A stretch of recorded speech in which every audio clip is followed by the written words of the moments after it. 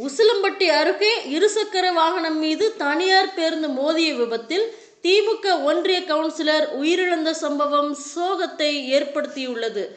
மதுரை மாவட்டம் உசிலம்பட்டி அருகே கீரிப்பட்டியைச் சேர்ந்தவர் துரைப்பாண்டி. திமுக உசிலம்பட்டி வடக்கு ஒன்றிய மாவட்ட பிரதிநிதியாகவும் உசிலம்பட்டி ஊராட்சி ஒன்றிய 4வது வார்டு கவுன்சிலராகவும் உள்ளார். இவர் இன்று வத்தலகுண்டுக்கு தனது இருசக்கர வாகனத்தில் சென்று கொண்டிருந்த போது விருவீடு அருகே உசிலம்பட்டி நோக்கி வந்து கொண்டிருந்த தனியார் பேருந்து இவரது இருசக்கர வாகனம் மீது மோதி விபத்துக்குள்ளானது.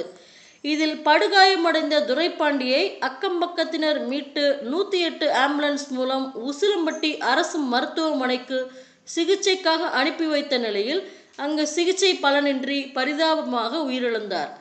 தகவல் அறிந்து விரைந்து வந்த விருவீடு காவல் நிலைய போலீசார் உடலை மீட்டு உடற்கூறாய்விற்காக அனுப்பி வைத்துவிட்டு இந்த விபத்து குறித்து தொடர் விசாரணை நடத்தி வருகின்றனர்.